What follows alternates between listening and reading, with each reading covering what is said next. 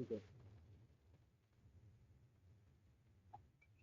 आप तो आप किसी में रूट क्या है, बस लेकिन जब भी आप आप लोग आइडियस आइडियस को आप लोगों ने कोशिश करी आइडियस आइडियस क्या करते मींस जो रिलेवेंट उन रिलेवेंट आइडियस को आपके अंदर जो एडिट मेट step number 1 is how to scrutinize ideas from the process. Ideas scrutinize the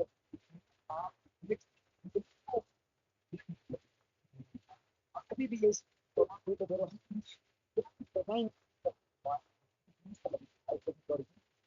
लेके आए आपके पास आइडिया था, चलो वो बहुत 5 to 6 तो क्या करें, 5 to 6 आपके पास एक जिस पे पूरा तो आपके पास पूरे जब आप rule number 1 step number 1 ideas को सिंथेसाइज करते हैं, आइडियाज को समझ आ रही है, मतलब आइडियाज को सिंथेसाइज करते तो रेगुलर आइडियाज को निकलने की बात एक अच्छा सा टाइटल देंगे, और जो अच्छा सा टाइटल देंगे उस टाइटल के रूल नंबर 6 है, उस टाइटल के बॉडी टाइटल की बुनियाद पे आप एक बॉडी पैराग्राफ लिखते हैं, वो आपकी क्या है कृषि बन जाती है। तो कृषि में कुछ नहीं होता, कृषि में सिर्फ और सिर्फ रूल 3 रूल्स है, rule 1 and rule number 3। Rules के मुताबिक आपने आइडियाज निकाल के टाइटल दे के टाइटल के बीच में बॉडी पैराग्राफ, और हर एक बॉडी पैराग्राफ में टॉपिक सेंटेंस होता है या नहीं, बिल्कुल होता है। और जो बॉडी पैराग्राफ में टॉपिक सेंटेंस होता है वो टाइटल से आएगा, मींस एक बॉडी पैराग्राफ है उसका टॉपिक सेंटेंस है, तो टाइटल ही से टॉपिक सेंटेंस बनाओ। और हर एक बॉडी पैराग्राफ में सपोर्टिंग सेंटेंसेस होते हैं या नहीं होते, बिल्कुल होते हैं। तो हर एक बॉडी पैराग्राफ में सपोर्टिंग सेंटेंसेस आपके प्रीसी के जो आइडियाज है वहां से आ जाएंगे। तो मैं तो कहता हूं कि प्रीसी में सिर्फ और सिर्फ एक बॉडी पैराग्राफ लिखना है, जो कि इंपॉर्टेंट चीज है वो आइडियाज को निकालना है, आइडियाज को स्क्रूटनाइज करना है, रिलेवेंट आइडियाज को निकाल के रिलेवेंट को ओमिट करना है, फिर एक टाइटल देके एक बॉडी पैराग्राफ लिखो, और बॉडी पैराग्राफ के बेस पे आपकी प्रीसी हो जाती है 3 रूल्स के बुनियाद पे। अभी जितनी रीडिंग ज्यादा हो, जितनी प्रैक्टिस ज्यादा हो, आपकी प्रीसी में स्कोर ज्यादा आएगा। मैं अभी भी अगर 25, 20, 15 रूल्स बताओ तो 10 दफा भी बताऊं, लेकिन अगर आपको पता ही नहीं है कि मैंने इन रूल्स को फॉलो करके प्रीसी लिखनी है, फिर आप आगे नहीं जा सकते। सेकेंडली, कंपोजिशन, जो कंप्रीहेंशन एंड कंपोजिशन का पेपर है जिसमें कंप्रीहेंशन आता है, और वो कंप्रीहेंशन 3 रूल्स की बुनियाद पे है। रूल नंबर 1 क्या है, जब भी आप कंप्रीहेंशन लिखते हैं 1-2 लाइनों में जवाब कभी भी ना दो। कंप्रीहेंशन में ओपन द क्वेश्चन, वो कहते हैं ना कौन से फैक्टर्स है जो कि विंग्स ऑफ हेलीकॉप्टर, मतलब विंग्स ऑफ हेलीकॉप्टर में कौन से फैक्टर्स है जो फ्लाइट को पॉसिबल करते हैं, मुमकिन बनाते हैं, तो आप कहते हैं wings of helicopter are responsible, तो एक जवाब हो गया। लेकिन आप कहो there are multiple factors behind the flight of helicopters in which the wings are responsible. Wings play crucial role to uplift and create upthrust. तो अभी मैंने वो ओपन किया कि बहुत सारे फैक्टर्स है जिसमें विंग्स आते हैं, और विंग्स जो है वो अपथ्रस्ट क्रिएट करता है, ये करता है, वो करता है। तो open the question, answer the question के बाद आप पैराग्राफ ही से आंसर लेते हैं, आंसर कंप्रीहेंशन से उठा लेते हैं, और then conclude the answer. Open the question, answer the question, conclude the answer. ये 3 रूल्स है कंप्रीहेंशन के। आपके ऐसे में भी 3 रूल्स है। कौन सी 3 रूल्स है ऐसे में? The very first rule is number 1, आपकी आउटलाइन, आउटलाइन आप जरूर लिखते हैं। आउटलाइन के बगैर ऐसे नहीं होता।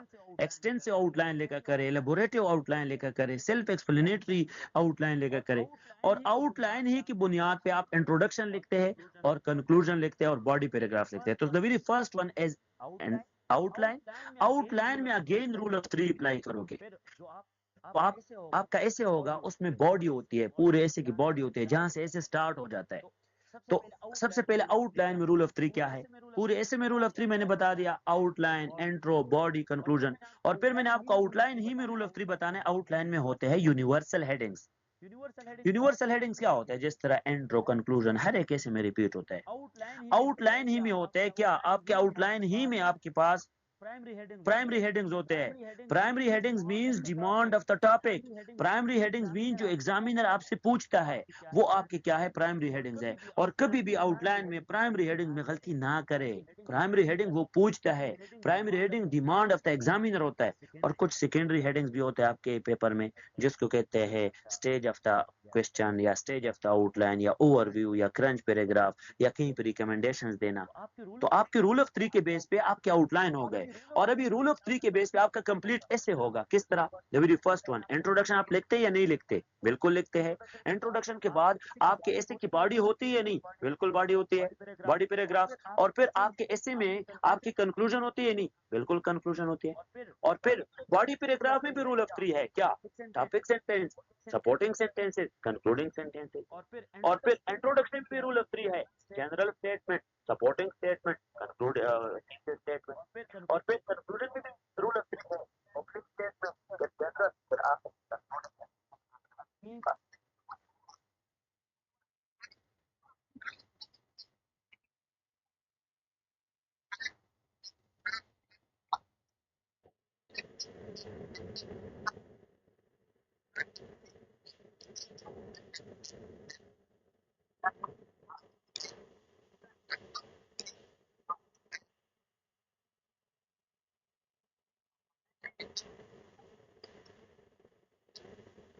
strong, make it too strong.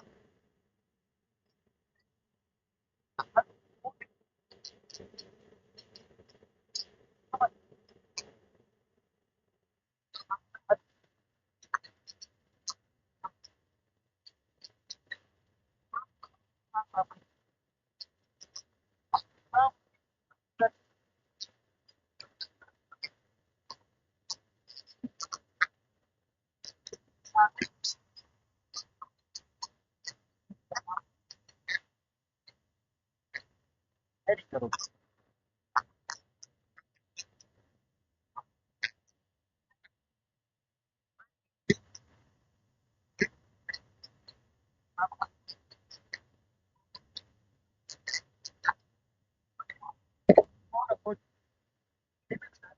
Power of किस तरह, जब भी आप एक तो सबसे पहले आप prepare yourself for that topic. Prepare yourself right and to prepare yourself uh, to write their ideas about the topic means कुछ relevant हो, irrelevant हो, एक topic जो मैंने आपको कहा कि 22 मीडिया का उधर मार्क से वहाँ पर उस पे लिखो 10 पॉइंट या 20 जॉब रिलेवेंट है या irrelevant है, आप इस पे लिख। पावर ऑफ जो पी है means prepare yourself for that topic। Prepare करो अपने आप को अबाउट द टॉपिक, प्रिपरेशन चाहिए। फिर ऑर्गेनाइज करो इन सारे रिलेटेड इवेंट को, लीस्ट इंपॉर्टेंट बाद में लिखो, मोस्ट इंपॉर्टेंट पहले लिखो।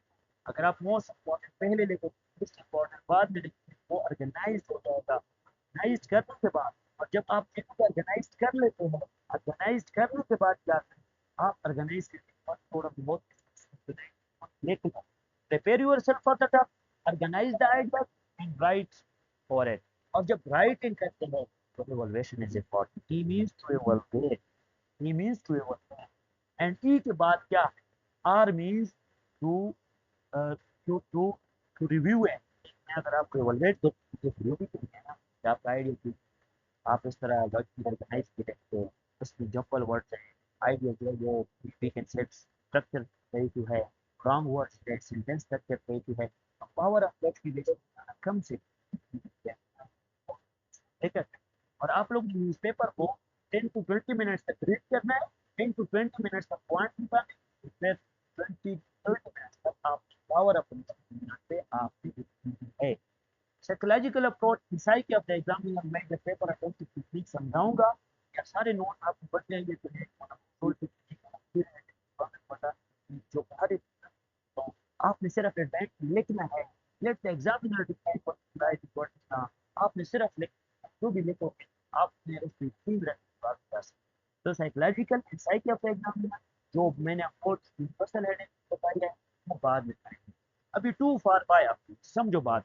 टू फार बाय अप्रोच हम self explanatory and collaborative headings लिखते हैं। मैं अक्सर स्टूडेंट को एस ई बाई ई लिख देता हूँ। आप सेल्फ एक्सप्लेनेटरी कोलैबोरेटिव हेडिंग्स क्यों नहीं लिखते और जिसके हेडिंग्स ठीक होंगे वो आगे जा सकते हैं। लेट्स सपोज मैं आपको कहता हूँ वुमेन एम्पावरमेंट। सो वुमेन एम्पावरमेंट चाहिए तो आप देखो वुमेन एम्पावर यहाँ पे खदीजा कहते हैं टू एम्पावरमेंट, यहाँ पे नेमतुल्लाह कहेगा need to empower women for social harmony.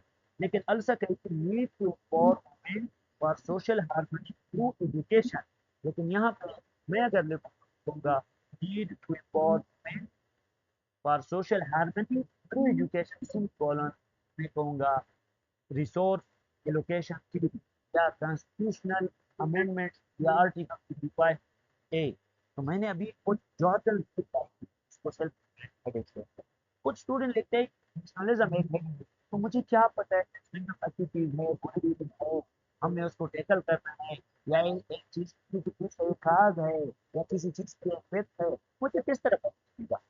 कभी भी ये ना हो। मैं तो कहूँगा आप लोग two four I approach apply करके जॉर्गन्स अप्रोच अप्लाई करके बेंचमार्क अप्लाई करके और 3 हेडिंग पर आपका हेडिंग पर नीचे पैराग्राफ नहीं आता। अगर पैराग्राफ भी पढ़े तो 1 टू लोअर स्टेरिक 3 अप्लाई करो जैसे किताब कोड 1 और बेंचमार्क अप्रोच जरूर अप्लाई करो। दूसरी बात अक्सर स्टूडेंट मैं कहता हूँ अगर 20 नंबर का सवाल एकदम पॉइंट डायरेक्टली प्रोपोर्शनल नंबर के पीजी डायरेक्ट प्रोपोर्शनल एनजी। अगर 20 नंबर का सवाल है तो 20 मार्क्स के लिए 20 हेडिंग जरूरी है। अगर 10 मार्क्स का क्वेश्चन है तो 10 हेडिंग जरूरी है। 5 मार्क्स का क्वेश्चन है ड्यूरी डिफरेंस आप लेते हैं तो हर क्या कहता हूँ follow rule of 5 definition explanation ये सारी चीजें आप फिर उसके बाद common sense create current affair मैंने न्यू सीआर अप्रोच बताया इंटरनेशनल उसका डिफरेंट डायमेंशन पता है लेकिन कॉमन सेंस भी जरूरी है। कॉमन सेंस ही आपके ओपिनियन बेस्ड आर्गुमेंट होता है जो सेकंड क्लास पे उठाता हूँ पर तो मेरे साथ कुछ स्टूडेंट है इस तरह मैंने आप लोगों को स्टूडेंट को भी ओपिनियन के साथ अभी ओपिनियन बेस्ड आपके ओपिनियन से आएगा। स्टेज ऑफ द क्वेश्चन आपके कॉमन आएगा। कॉमन सेंस की बुनियाद पे क्रिटिकल एनालिसिस होगी और कॉमन सेंस पे बुनियाद पे कुछ रिलेटेड पॉइंट्स किताबों से तो नहीं होता वो किस नॉलेज नहीं चाहिए क्रिएटिविटी चाहिए। इसलिए ये अप्रोच मैं स्टूडेंट को कहता हूँ कॉपी ना किया करें क्रिएटिव क्रिएटिविटी पे काम। दूसरी बात है छोटी कंपनी स्टूडेंट को कराए पास पेपर की बनाई है तो बस ये है बहुत ही कठिनाइस है। अगले साल प्लेटो एरिस्टोटल मास्टर है फिर मैं कहता हूँ आईपीपी आईएलपी और सीपीपी होगा मींस कंपटीशन प्राइवेट सवाल होगा। मैं कहता हूँ जैसे टाइम है और लिए कुछ को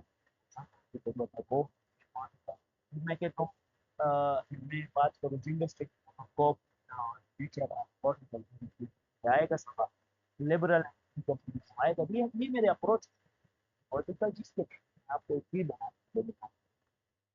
फिर आता है कपिलम contrast approach 2C approach and 3C approach. समझो बात जब भी मैं आपको कहता हूँ कि 2C करो तो जब भी आप पढ़ सकते हैं आप लोग कोशिश किया करें कंपेरिजन एंड कंट्रास्ट किया करें। पाकिस्तान की डिमांड बहुत पाकिस्तान की गवर्नेंस अच्छी है तो हमने यूपी को कम इसको कहते हैं जब भी आप इसको कंपेयर करो with a good thing with a benchmark with a standard या with a worst thing। Afghanistan में जेंडर बेस्ड वाले वर्स्ट है पाकिस्तान में भी वर्स्ट है लेकिन बेस्ट का इंग्लैंड तो आप इस पे एनालिसिस